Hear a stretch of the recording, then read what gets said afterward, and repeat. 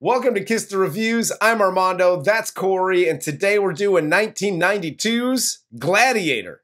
All right, before we get started, if you want to follow me or Corey on Twitter, you could follow me at Junior D's. You could follow Corey at Corey_idol or X or whatever it's called now. The Twitter X. X gonna give it to you. Yeah. X is gonna gaslight you. It's gonna gaslight you. If you want to follow us on the show on X or TikTok or Instagram, you can follow us at Kiss the Reviews on all of those platforms. And yeah, before we get into it, let's start with the cast of Gladiator. This film stars Cuba Gooding Jr. as Abraham Lincoln Haines, James Marshall as Tommy Riley, Brian Dennehy as Jimmy Horn, and Robert Loggia as Pappy Jack. Robert Loggia plays these characters so well. Dude, I'm Robert Loggia. I always think he's gonna do a monologue about Ed Gennaro in every movie that he's in. Let me tell you something about Ed Gennaro. He was a goddamn wild man. I wish he would. It would fit in almost every movie. Because he's pretty much it. And in these movies through the 90s, this is what he played. Yeah. They were just like, hey, Robert, just do Robert Loggia. You're good. So what are you, an idiot? I would love to see Robert Loggia doing, like, ads on TV. Like, I was driving a Lincoln long before it was cool. I'm Robert Loggia. Sweetheart, I know half a dozen ways to make a guy get into an automobile. Let's jump into 1992 Gladiator, because between you, me, and everybody watching, when you said Gladiator, I said, ho. When you said Gladiator, I went, oh. Are you not entertained? Are you not entertained? Is this not why you are here? No, wrong Gladiator. Totally forgot that this Gladiator in 1992 even existed.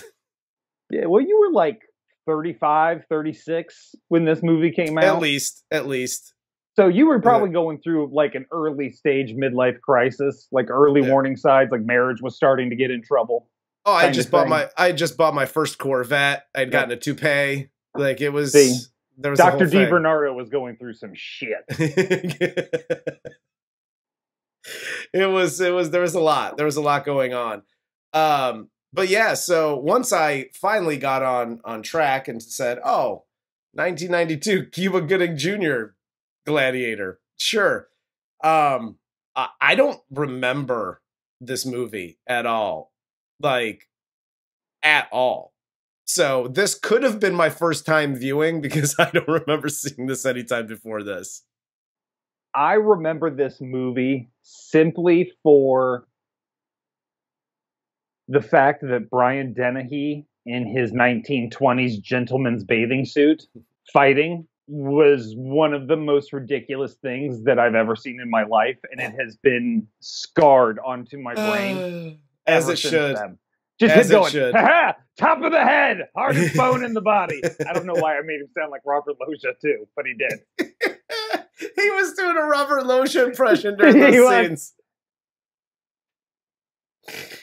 Oh my God. Well, let's jump into this one, man. So this movie opens with a shot of Tommy Riley's walking by the basketball courts, takes an awesome three-pointer on his way to school, and everyone on the court gets mad, and he gets to school, he's the new kid there, and the same kids from the court tell him that he's in their seat, force him to move until he says no and stands up to them and stuff and things. First off, you're making out, like, in the very opening scene, you know, he's walking to school, like you said, he's wearing his khakis and his trench coat and his fucking boots, and he picks up the basketball and sinks like a fucking Steph Curry, 3/4 away from half court, fucking drains it. And, I mean, you're setting him up to be Hawkeye from the fucking Avengers. You know what I mean? Like, already he can do no wrong. Yeah. So then and by the way, Corey's life lessons. Hi, new kids on the block. Uncle Corey here. Don't do what he does here. Don't just pick up the basketball and be like, swish, and then walk away like you're some hot shit. You ain't Larry Bird, motherfucker. These people are gonna fuck you up. Yeah. You're insane. No, you do what any normal person would do in this situation, and it's either two-hand chest pass back to the closest dude to you, or you might give him a bounce pass. That's about it. Yeah, and this isn't even a PSA for like New Kids on the Block in the Ghetto. This is New Kids on the Block in like the OC. Yeah. Don't do this shit. Exactly. You And do definitely- not belong yet. And definitely don't take the three-pointer like he takes. I'm pretty sure he like the double hand push like shot. Don't do that either. Oh, yeah, he was almost like granny shotting it like a Hoosiers free throw. It was fucking ridiculous. Like Bob Knight coached this asshole. We cut to here after school, and Tommy gets rolled up on again by the same kids, and it's Shortcut and his crew. And his crew are the kids from class, and he's saved by Abraham Lincoln, who fights with Shortcut until it's broken up by school security or whatever. And Tommy then leaves here and gets rolled up on again by some like local mobsters who apparently are trying to collect money from his father or whatever. Like within the first 20 minutes of this film, Tommy gets rolled up on at least 3 to 4 times. Oh yeah, and correct me if I'm wrong, but like legit, like they try to stab him. Yes. At school. Yeah. Like, dude, where are you at? And especially considering your dad really isn't home a lot, go somewhere else. He does the right something thing else. because he gets a job at like the local diner, and it's like, all right, good on you. You're starting to make some good choices. Don't go home by yourself. Make a friend, use the buddy system, get a job. But here, when he does get his job, he gets the job at the local diner where he's spotted by the stormtroopers and that whole crew. They corner him again, and then they jump him. But Tommy's saved again by Pappy Jack, who is this like fight promoter / recruiter guy. And he asks Tommy to fight the following night for $750. And Tommy negotiates for the $1,250 that is at his dad owes the loan shark. Art of the deal, bro. Art of the deal, bro. Art of the something. Here's the other thing. I've never read that piece of shit. I did. It was terrible. It was terrible. And it was basically like how to screw your neighbor. So he gets rolled up on. This is now like the 4th time in this movie. And he's literally, for as good of a fighter as Robert Loggia thinks he is, and people are, oh, this kid can fight. I don't see how. Like, I know here, Loggia sees him fight like 4 or 5 guys, and like he kind of holds his own. He was about to get murdered. Like, if Robert Loggia doesn't pull up, he's getting stabbed and thrown into the dumpster. 100%. I don't get this whole thing, and he has to get saved every fucking time. Like stories like this, like I can fight, but I don't want the reluctant. I don't mind reluctant hero. So every fight movie, yeah, like I don't want to fight, even though I'm a good fighter. Or listen, at the end of the day, if you're a fighter, and I've known a couple like guys who can fight. They don't want to not fight. Even the nice ones, once they get in, they just want to beat wholesale ass and move on with their day. Yeah, we do. I was totally referencing you. I know. That night, after Tommy goes to bed, his dad comes home. He tells him that he got the job he was looking for, but he has to be there the next morning, and he's going to be out on the road for the next month selling medical supplies. And he asks if Tommy can handle being on his own for a month because he's going to be out on the road the whole time. I think I told my 3rd wife and kid that I would be on the road selling medical supplies for a few months. That was 13 odd years ago. Is it possible this story is true? Yes, it is. His dad makes it sound like they were living pretty lavishly somewhere else. until like he had a drinking problem and lost his job and his mom died and like all these bad things happen. Were you not a good saver? Like, all you need is first and last month's rent. Like, bro hit the skids hard because they live in a shithole apartment. Corey's life lessons. Hi, upper middle class family men. Uncle Corey here. So your wife died. And that's a shame. And you have to go on a little bit of a bender. Totally get it. It happens. When I didn't kill, but she died, but I didn't kill her, but she died, my fourth wife, I went on a bender, so I understand. But don't gamble. The gambling is where you get into trouble. And if you're gonna gamble, go to DraftKings. Sponsored now, right now. Type in Kiss the Reviews for 45% off your first bet. Don't do any of that. It won't work. But don't go to a bookie.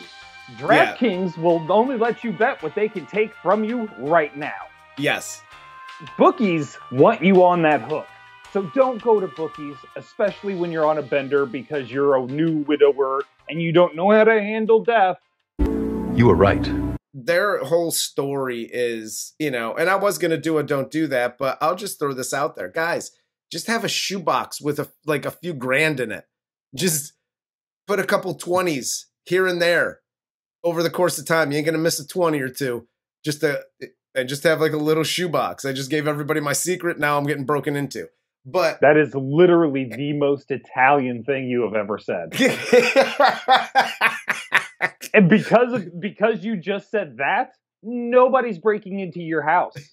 You now live on the most secure block on the street. Let me tell you what I'm going to do. You get the shoebox. You put the money into the shoebox a little bit at a time. You don't got to go the whole thing. But you get the shoebox. So in case you fall on some hard times, you got first and last. That's all you really need to kind of get back on your feet for a little bit. Okay? So to protect the shoebox, do you go double barrel, 38, or baseball bat? All three. Jesus Christ. Listen, and then what you're going to do next is you're going to get a gallon of sausage oil, right? And you just run that through your hair a couple 2-3 times, and you'll be good to go. How many times? 2-3. Okay. Just wanted to make sure. Get yourself a little Newsies hat. You'll be fucking all set. Tommy then shows up at fight night, and he sees his friend Romano from school, and he gives him some pointers on fighting his opponent, Black Death. And Tommy then goes into the ring, and in true Rocky fashion, gets the shit knocked out of him. Then he comes back. He gets angry, starts fighting back until he knocks out Black Death and the referee in the second round. And that's as exciting as it was. Pretty much. And we also get Tommy going to Pappy. I just like the fact that his name's Pappy. Pappy Jack. I thought it was Happy Jack. I had to look it up because I was like, are they saying Happy or Pappy? But he goes to see Pappy to get paid. And he's like, hey, Jimmy Horn's got your money. So we're not going to pay you the night of the fight. You got to wait till Monday to get like this. Listen, okay, here's a quick don't do that, guys. Don't do that, it's not good for you. Hi. So, you've been hired to do a job, or I don't know, fight in this underground fight club thing, illegal boxing matches, whatever the case may be. And, you know, some guy named Pappy comes over and he's like, hey, you need the fight, and here's $1,250. Get the money immediately. And if he doesn't pay you, beat the you obviously can fight. You've shown that you can fight. You beat the shit out of Pappy and go, okay, where's my money? Pappy gonna find your money. Okay? Don't do what Tommy does here, which is like, oh, okay, like, so I gotta come to the gym. It's a Friday night. So you go Friday night, you win the fight. Saturday, Sunday, Monday. So you're like 2.5, 3 days. And then you're going to the gym to get paid by some dude you don't even, like, no. Fuck that. get paid that night. You won the fight, give me my money. Illegal or legal, you're getting paid for that fight. Yeah, I think I gave a PSA an 8 Mile to the ladies out there with style and grace. Yes. To not give up the punani if they were going to do sex in exchange for services. Yes. Don't give it up before the services are actually gotten, because then you're never going to get the services done for you. So, with that being said, same goes for this. If you're going to do anything illegal, it is a cash up front business. I'm here. I'm about to get in the ring. Put motherfucking money in my glove. I will handle where it goes from there. Until that happens, you ain't stepping one fucking foot in that ring. Period. Let them have no fight and no bet. They won't make any money at all then. Yeah. Good luck. It's just get yours. Get yours. That's all I'm going to say. But he waits till Monday like a good little boy here. And he goes and gets paid from Jimmy Horn from the fight. And Jimmy offers Tommy a shot to fight for him. And Tommy turns it down. This was just a one-time deal. So he takes his money and leaves. Jack then sees Tommy paying off the loan sharks collectors, and he finds out why Tommy needed the money for the fight, you know, how much he owed, yada, yada. And the next day, right as Tommy is spitting game at this girl, Dawn, that he met at the diner, Jack rolls up on him, forces him to get in the car, and takes him back to see Mr. Horn, where he shows Tommy all of his father's markers and how much he owes. And Jimmy bought up all of his dad's debt and forces Tommy to fight for him. I don't even know what the fuck to say here. This is what happens when you try and be the all shucks nice guy. Yes. And here's what I'd like to say to anybody out there. The word is my bond crowd. Because you don't deserve a full PSA here, so I'm just giving you this little piece of advice. Lie. Every now and again. If you're facing a bad guy who's not going to take no for an answer, say yes, and then go somewhere else. Hell yes. He drove me crazy because he is our main character, and he has no personality. He really doesn't. It's hard to root for him. It's impossible because you don't know any. You just know he's a down on his luck kid because his mom's dead and his dad's a deadbeat. Yeah. Other than that, like, it's like, first of all, you're 16 and motherfucker looks 28. Easy. I mean, like, who are you fooling? Yeah. But you got a job. You try to go for the quick money. Now you're tied up into this thing. It's like, just don't. What are they going to do? Well, we're going to rough up your dad. Okay. Go ahead. He's on the road for months selling fucking medical supplies. Yes. Good luck. Good luck finding him. Yeah. Where is happy hunting. Tell him I'm hungry, by the way.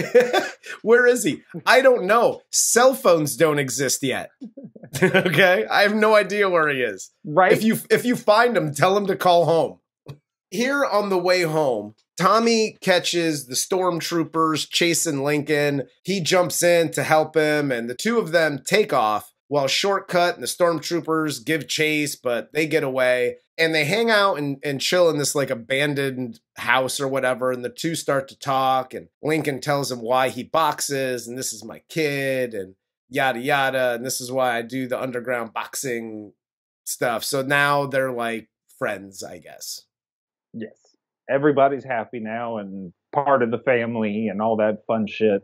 Yeah. And here's my advice. Corey's life lessons. Hi, shortcuts or stabby guys of the world. Uncle Corey here. If you are going to wield a knife like Shortcut does, which is then have a really short blade like he does. Otherwise, have a real knife like a grown-ass man if you're going to stab people. Because this is ridiculous. Yes.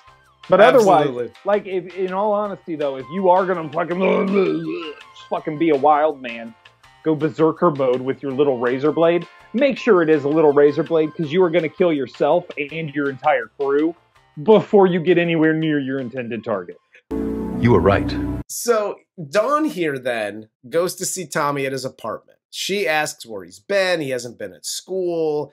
And she tells him that he shouldn't box anymore because it's illegal and don't do illegal things, Tommy. And he gives Dawn the whole story behind why he's fighting, and he walks her home. And then it's montage time here. So we get Tommy training and making friends and his new boxing friends and such, and hanging out with them and then hanging out with Dawn while kicking ass at the same time. I loved watching movies so much better before we started doing the show. Because I am slowly hating montages. Oh, they're just absurd now. Like now, it could be the best movie ever.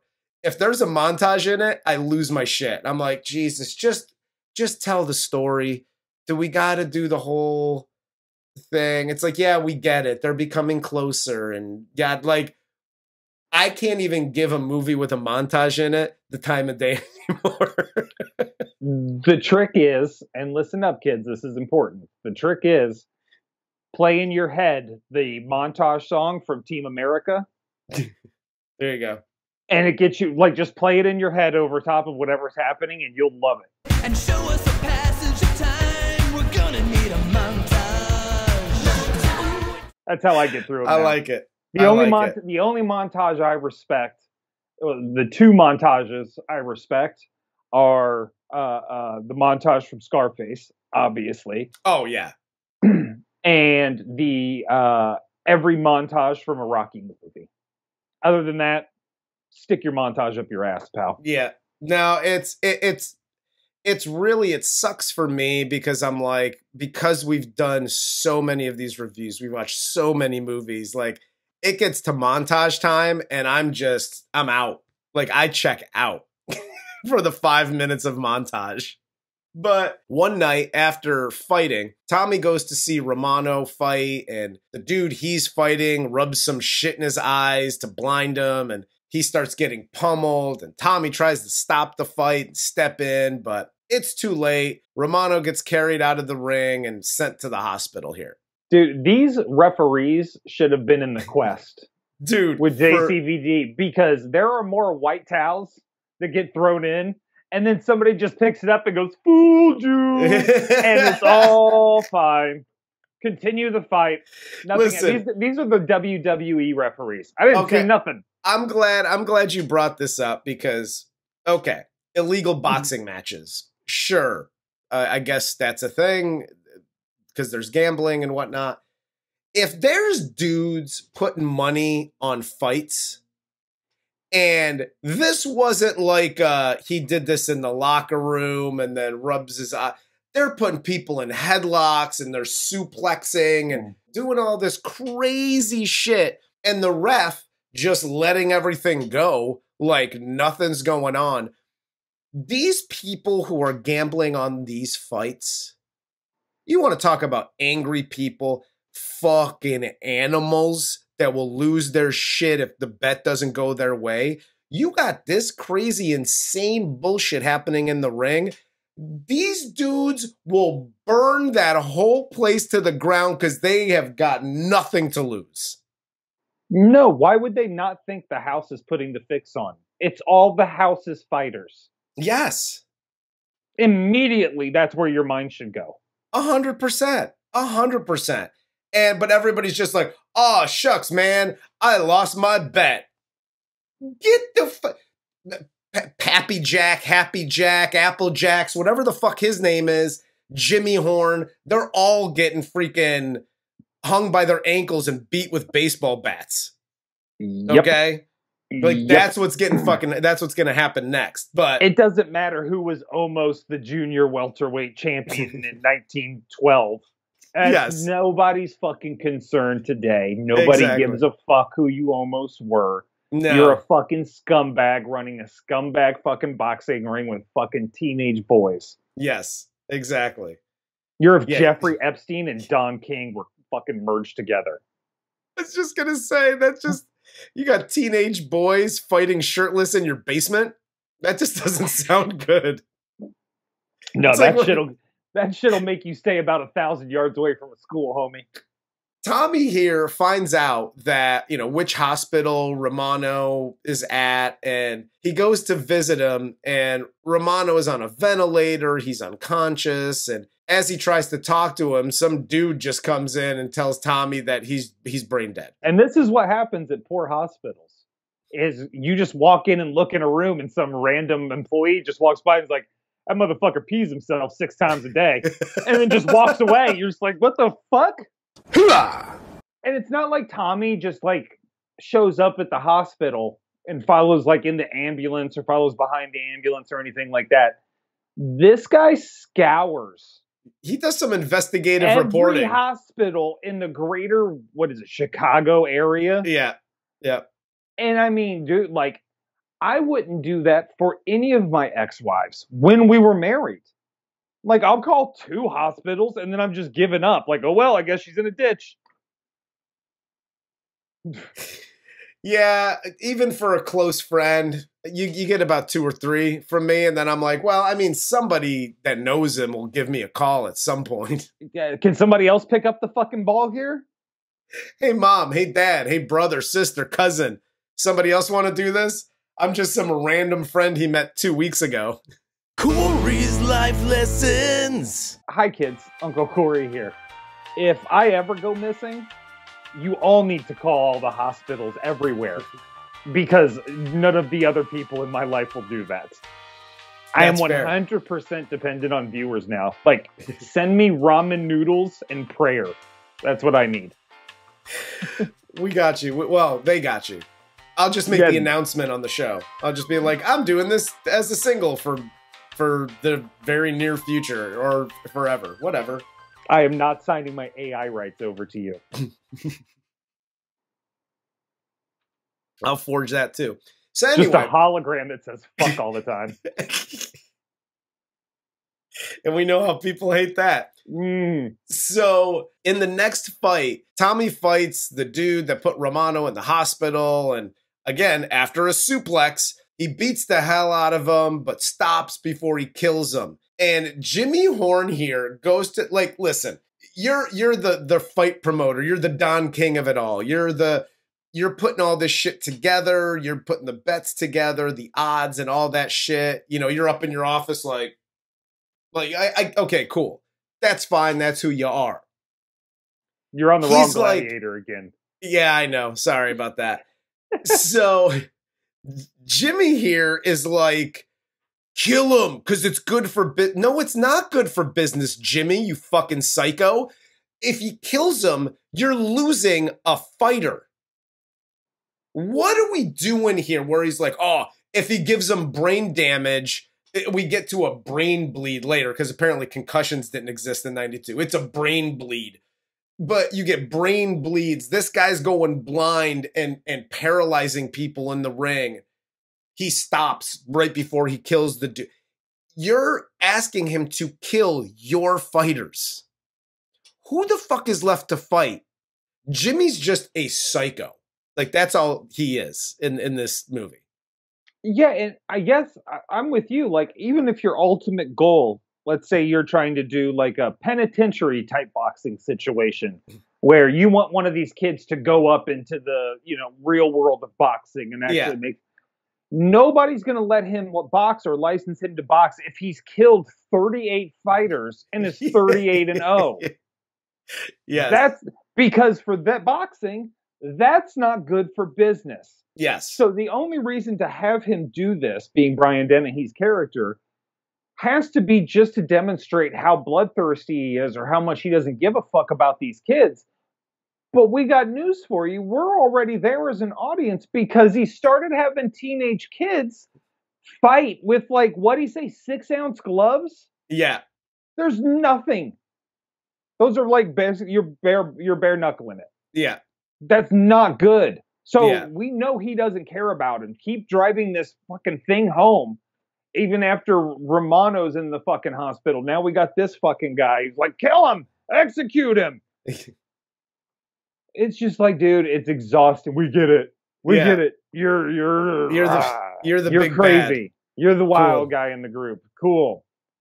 And after this, because we get the scene where Tommy goes in to talk to Pappy Jack or whatever the hell, and Lincoln goes down while he's sparring, which looks like an obvious concussion. And they're like, it's a brain bleed. And the doctor's like, yeah, see, he's got a brain bleed, son. And he should be resting for 60 days.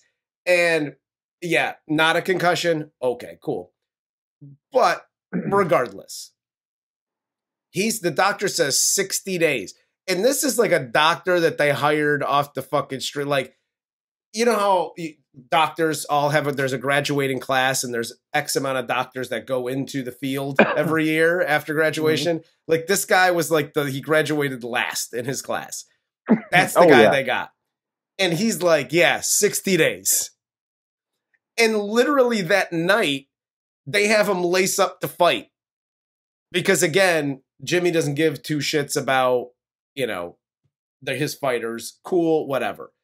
But yeah, this is basically, so the doctor that touched all the Olympic gymnasts and is in jail now? This is what he's going to have to do for a living when he gets out of jail. It's either this or work at Subway. That's all they're going to let him do. And he's going to have the Andrew McCarthy problem at Subway because he's going to be like putting it on too perfect because he's used to being a doctor. Yeah. Plus, he's going to just finger the shit out of the tomatoes, and that's going to be gross. That's messy as hell. It's messy. It's not a good time. It's not a good time. I got fired twice for that.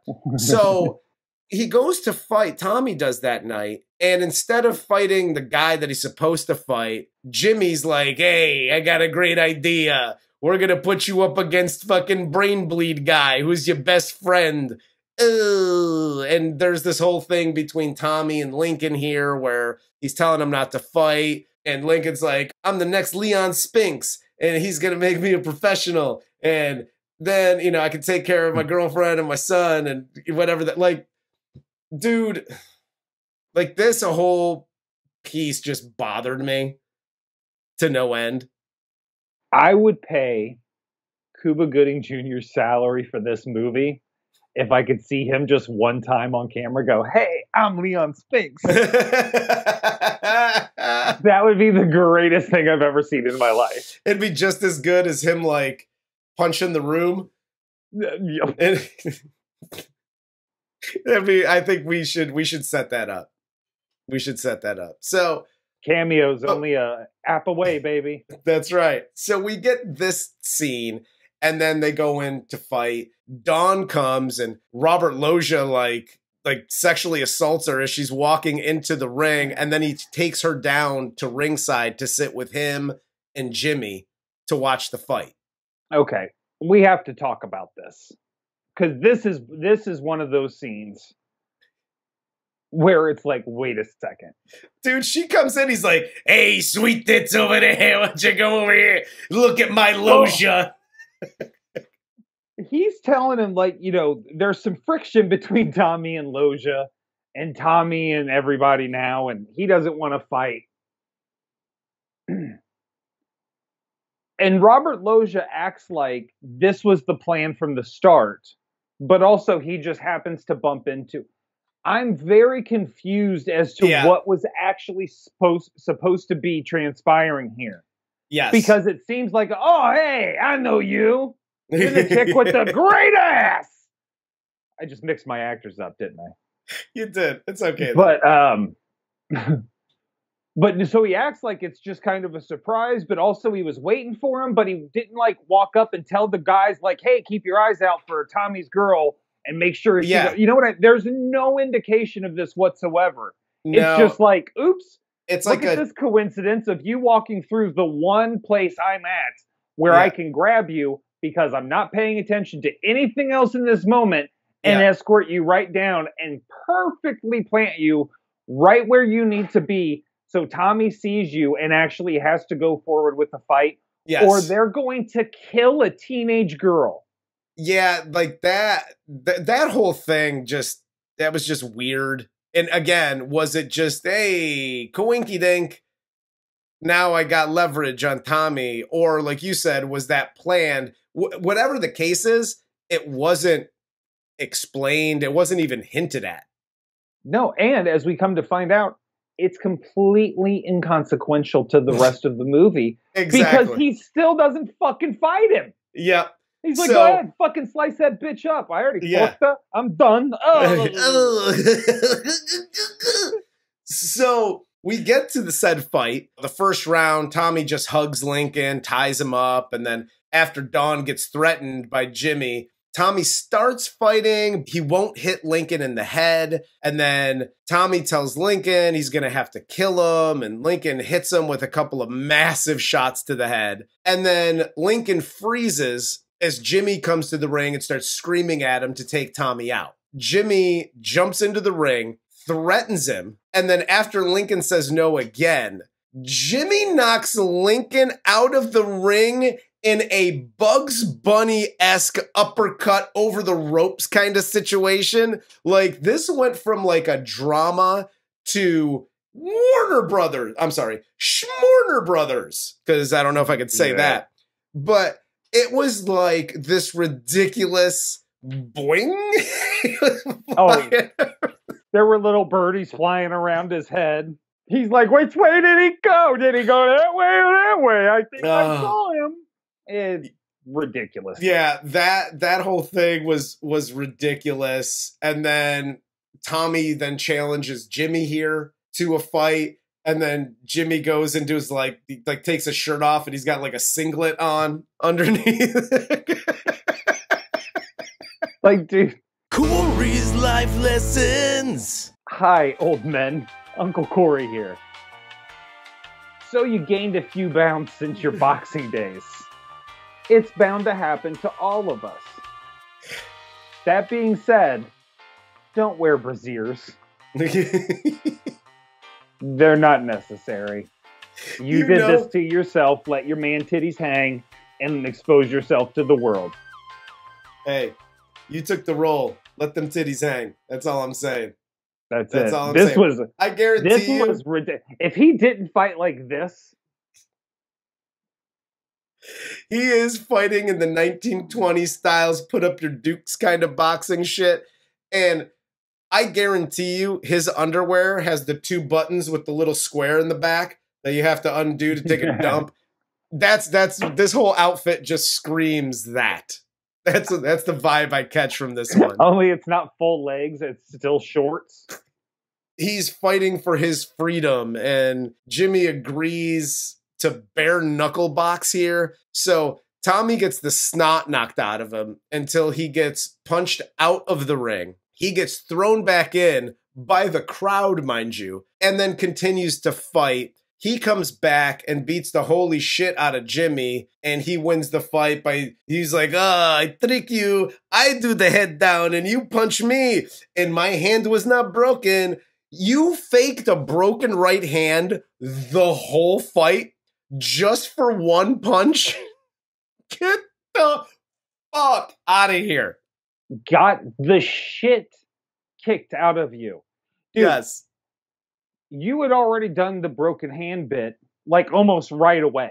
Because that's like the very first punch. Yeah. So you get hit so hard, you get sent out of the ring like fucking Looney Tunes. And then the crowd throws you back in half dead. You're stumbling to get to your feet. Yep. He is pulling out elbows and stepping on your foot and uppercuts and every dirty trick in the book. And you're like, I'm almost there. I'm going to get you with this next one. Did it. I'm champion. I think this was all a fever dream for the rest of the night. After he goes out of the ring, the movie ends because he died. He's dead. This was his brain synapses just firing on all cylinders. Is it possible this story is true? Yes, it is. Again, he fakes his broken right hand and, he's mashed to bits. He wins the fight. And then Tommy climbs out of the ring, gives Dawn a hug, and they leave. And before they do, Tommy goes to Lincoln, who is awake somehow, and shakes his hand, and then they're friends, and that's the end of the movie. My favorite cliche is becoming in these movies, whether it's JCVD or movies like this, where the big bad guy has the hot broad on his shoulder, right? she's there the whole time, and she's laughing, and she's giggling, and she's chewing her bubble gum in her mink coat. And then as soon as the bad guy loses, she's like, "What a loser!" and then just walks away. It's one of my favorite things that's happening in all of these movies right now. Absolutely. Absolutely. Fucking phenomenal. That's so great. I didn't even think about that, but you're absolutely right. Yeah, no, I might have said, I don't remember what I said at the beginning of this review. But I may have said that this is not a good movie. And if I did, I want to take that back a little bit. I want to reel it back a little bit, because this isn't a terrible movie. We've seen terrible movies.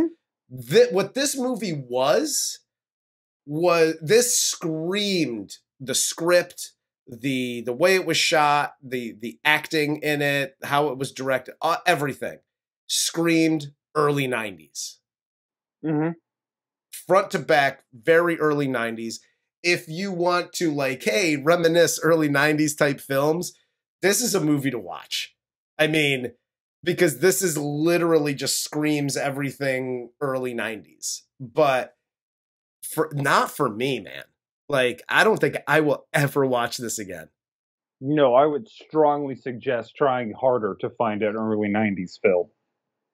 Oh, yeah. Like, don't just be like, hey, found Gladiator, stop at the G's. No, dude, keep rolling through the alphabet. You'll find something. But, yeah. Yeah, no, I don't like it. I mean, Cuba Gooding Jr. does a great job because he's Cuba Gooding Jr. Brian Dennehy does a good job because he's Brian Dennehy. I mean, you know, you're actors, you're working with the script you get. Yeah, yeah. That said, this was all just ridiculous. You were right.